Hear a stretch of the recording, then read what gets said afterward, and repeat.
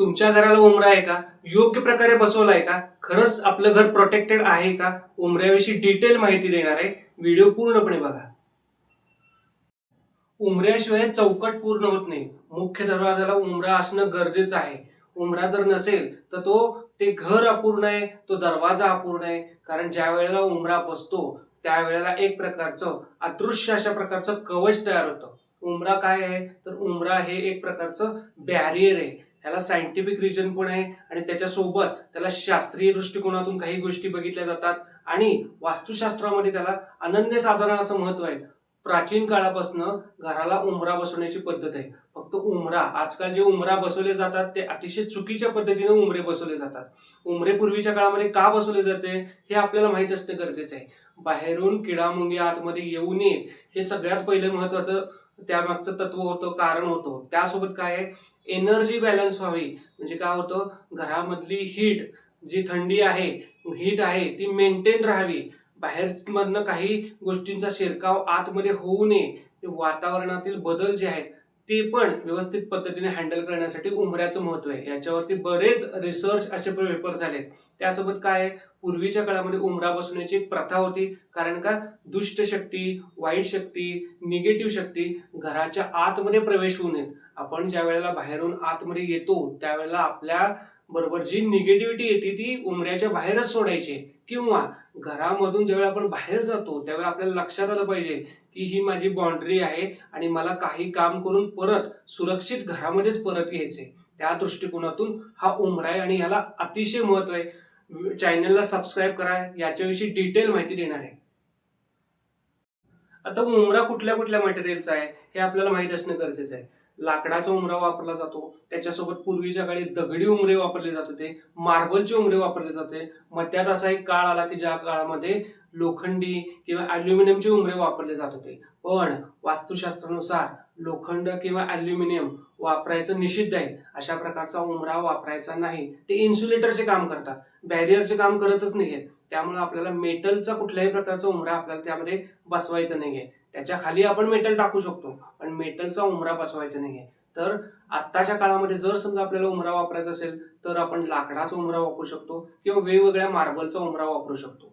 सध्याच्या काळात एक प्रथा आली की उंबऱ्याच्या खाली 5 रत्न टाकायची, चांदीची तार टाकून द्यायची, चांदी टाकून द्यायची. पण असं होत नाहीये. वेगवेगळ्या दिशेनुसार वेगवेगळ्या प्रकारचे उंबरे बसवायला लागतात. कारण प्रत्येक दिशाचं एक तत्व आहे.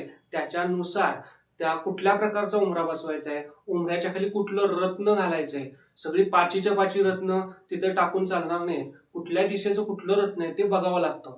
जो वास्तूचा मेन दरवाजा आहे, जो मेन एंट्रन्स आहे, तो कुठल्या भागात आलाय, कुठल्या पदात आलाय, त्याच्यानुसार आपल्याला डिसाईड करावं लागतं की या ठिकाणी कुठली देवता आहे. कारण वास्तूमध्ये जर वास्तूचं डिव्हिजनल चार्ट केला, आपण जर समजा त्याचा चार्ट केला तर 9-9-9-9 असे भाग करावे लागतात. त्या प्रत्येक भागामध्ये प्रत्येक दिशेचे 9 भाग होतात. त्याच्यामध्ये एक एक देवता त्या ठिकाणी विराजमान आहे. त्या देवताला खुश करण्यासाठी त्या दृष्टिकोनातून आपल्याला प्रयत्न करावे लागतात. वास्तू म्हणजे फक्त घर म्हणजे एक 4 भिंती असं नाहीये. त्याच्याशी आपले इमोशन्स आहेत, जे आपल्या शरीरामध्ये आहे, आपल्या बरोबर आहे, तेच वास्तूमध्ये आहे. वास्तू पुरुष आहे त्या ठिकाणी. त्यामुळे आपण म्हटलं जातं की वास्तू पुरुष हा तथास्तु म्हणतो. आपण जसं वागू बोलू त्या पद्धतीने आपल्याला रिझल्ट मिळतात.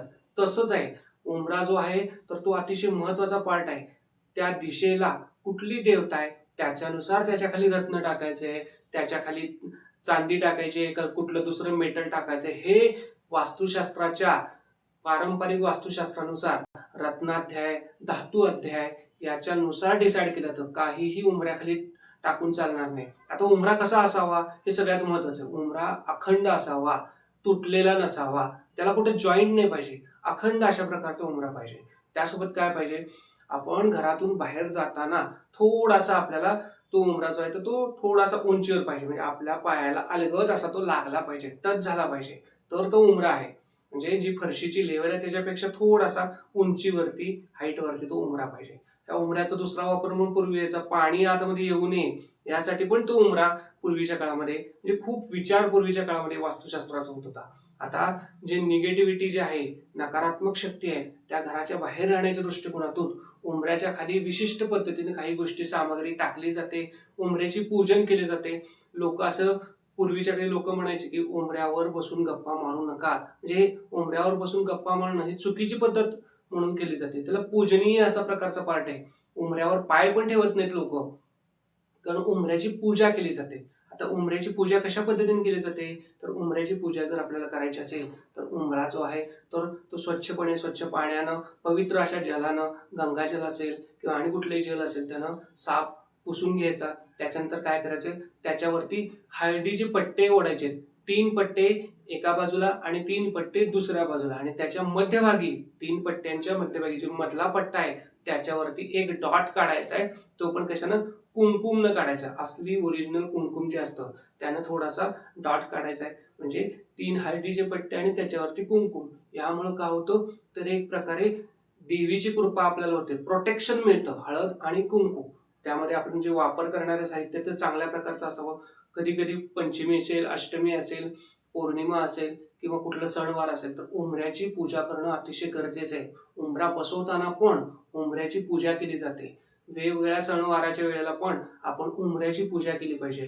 त्याला फुलं ठेवली पाहिजेत, त्याच्यासोबत काही प्रसाद त्या ठिकाणी ठेवला पाहिजे, अगरबत्ती दाखवली पाहिजे, धूप दाखवला पाहिजे. उमरा जिथं बसवला आहे, फिटिंग केलेला आहे, तर तो अशा पद्धतीने फिटिंग केला पाहिजे की जेणेकरून दरवाजा व्यवस्थित क्लिअर उघडला पाहिजे. कारण दरवाजा उघडताना कधी कधी कर कर कर कर असा आवाज येतो किंवा दरवाजा व्यवस्थित बसत नाही. हा पण दोष उमऱ्यासोबतच आपल्याकडे येत असतो. त्यामुळे या उमऱ्याला अनन्यसाधारण महत्व आहे. म्हणूनच म्हणले की उमऱ्याशिवाय चौकट पूर्ण होत नाही. वास्तुशास्त्रामध्ये पुरातन कालापासून या उमऱ्याला अतिशय महत्व आहे. आता एक महत्वाचा असा उपाय सांगणार आहे. चॅनलला अजून सबस्क्राईब केलं नसेल तर सबस्क्राईब करा.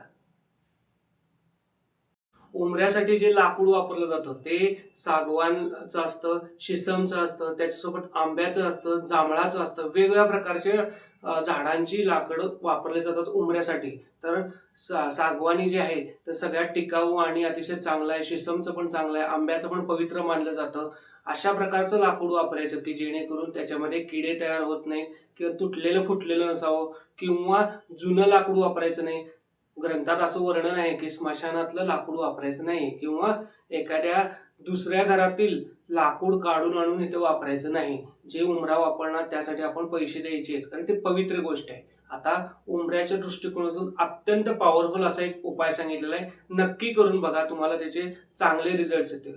संध्याकाळच्या वेळेला तुपाचा दिवा जो आहे तर तो तुपाचा दिवा उमऱ्याच्या आतमध्ये, आपल्या घराच्या आतमध्ये लावायचा, उमऱ्याच्या शेजारी लावायचा आणि ओम नमो भगवते वासुदेवाय या मंत्राचा 11 वेळा जप करायचा. त्या दिव्याकडे बघून ओम नमो भगवते वासुदेवाय असं म्हणायचं आणि वास्तूला प्रार्थना करायची, प्रे करायची. हे वास्तुदेवता आमच्या घरामध्ये सदैव सुख, शांती, समृद्धी आणि उत्तम आरोग्य राहू देत.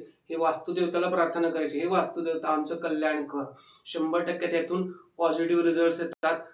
दिवा थोडा वेळ जळला तरी काही हरकत नाही. जळून गेल्यानंतर तो काढून ठेवा. ज्या ज्यावेळी शक्य त्यावेळेला उमऱ्याच्या जवळ घरातल्या आतल्या बाजूने तो दिवा लावायचा आहे.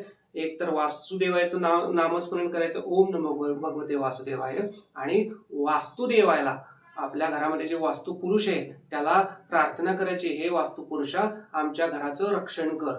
उमऱ्याचा व्हिडिओ आवडला असेल तर लाईक करा, लोकांना शेअर करा. आणखीन महत्वपूर्ण व्हिडिओ घेऊन येणार आहे. चॅनलला सबस्क्राईब करा.